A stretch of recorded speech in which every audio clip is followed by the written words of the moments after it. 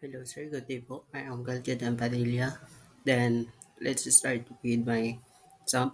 Naka-install na po kasi yung SAMP ko, sir. Kaya, mag-straight na ako sa pag-download ng Composer. Then,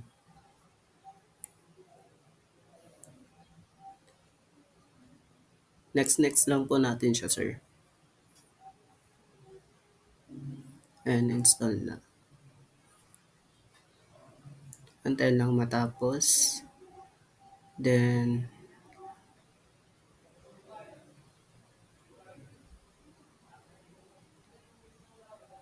i-allow ko lang po, sir.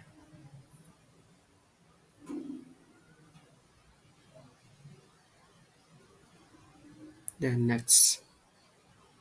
And yun na, sir. Finish. Then, next, sir? Install the nodes.js. Next lang din po siya, sir. And accept lang yung kailangan.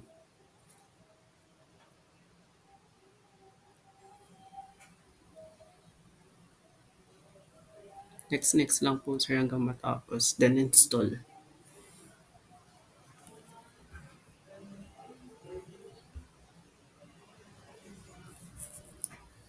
Wait hanggang matapos.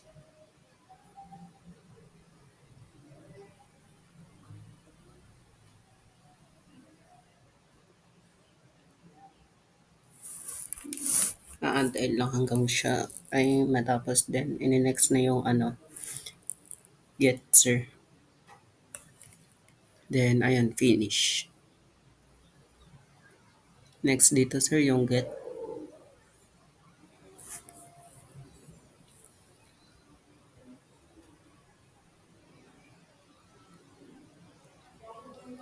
Then, next lang po. Next. Then, add yung icon para lumabas na din sa desktop. Then, next na din po, sir.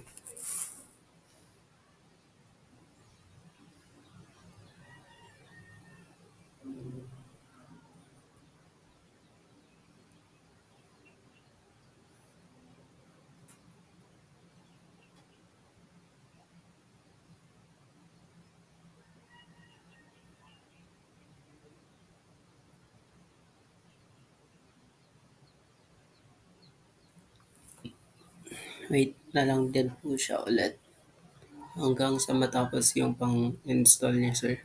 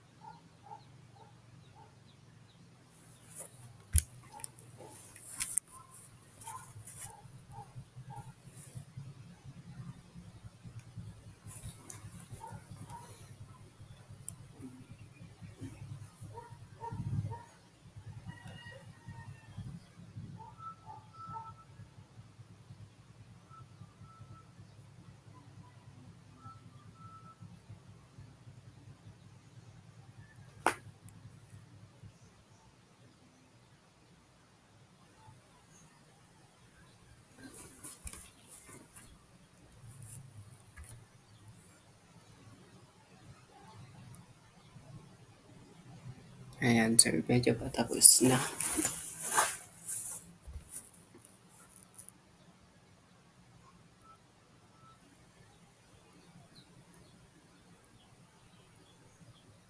Then, finish. Then, ayan, sir.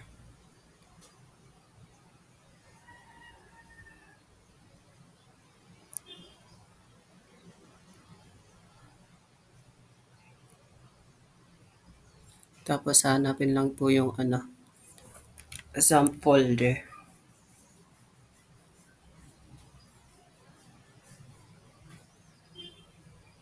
Then, pagkapindot ng some, hanapin po yung htdocs.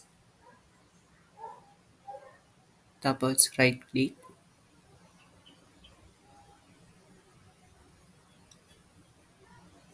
Tapos hanapin yung properties. Then, okay na lang po siya, sir. Pagkatapos niyan, sir, is right click ulit, then show more.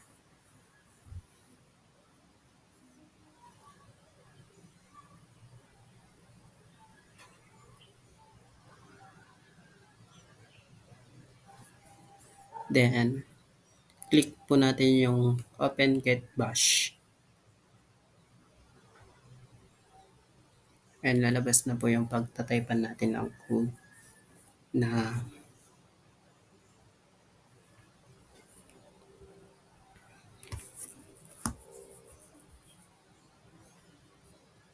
composer create dash project laravel backlash laravel corpus dash up.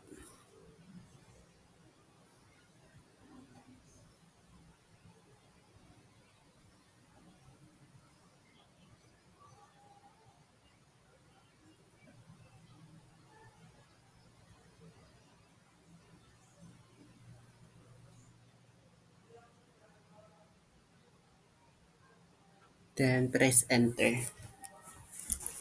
Then wait lang po natin siya hanggang matapos.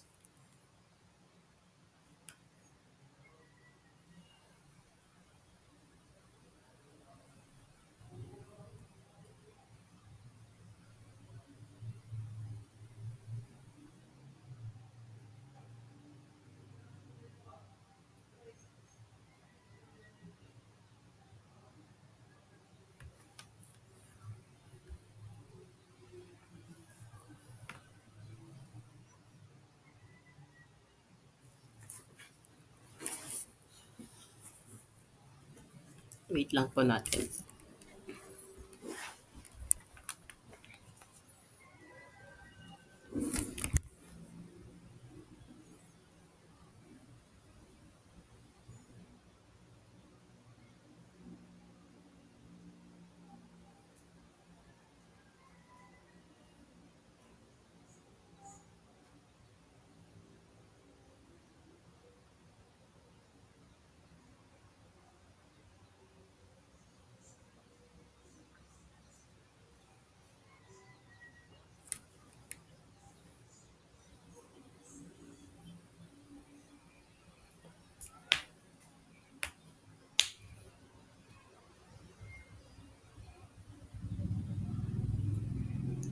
Wait lang po natin siya, sir, hanggang matapos.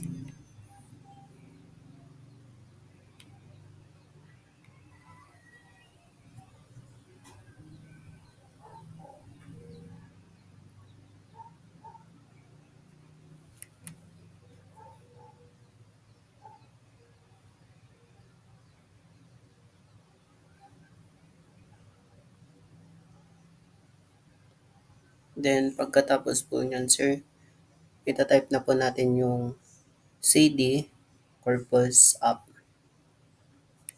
Then, ito na, sir. Iko-code ko na. Pagkatapos nito,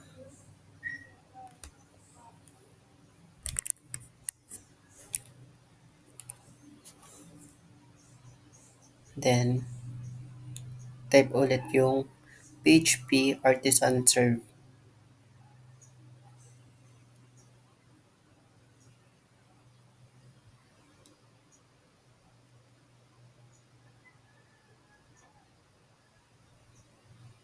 Then, control. Then, hanggang sa 8,000. Then, ito na, sir. Lalabas na yung Laravel.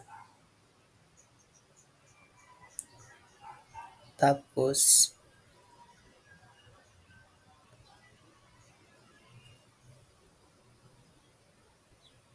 i-open na yung Visual Code.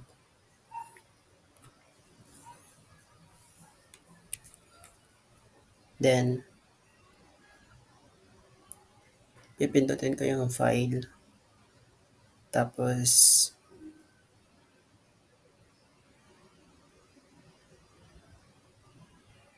hanggang lumabas. Then, hanapin ulit yung some folder. Then, htdocs. Tapos, hanapin yung corpus dash up. Then select folder lang po. And then dito sir, hanapin yung routes.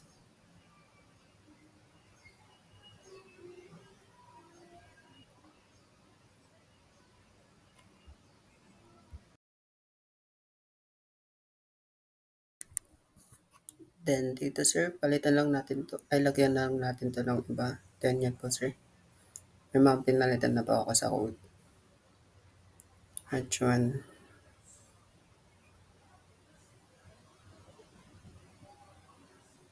Gawin lang natin tong, lagyan lang natin siya ng H1.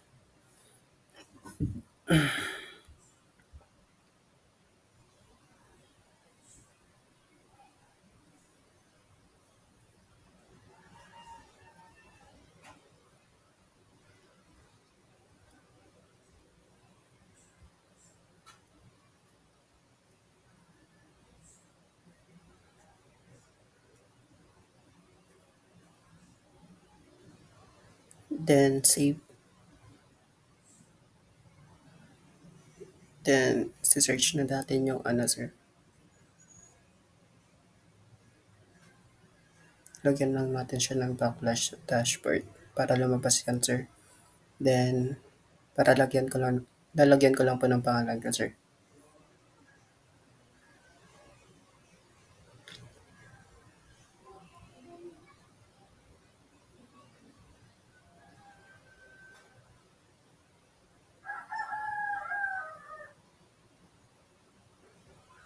Then, ayun na po sir. Tapos na po sir. And thank you po.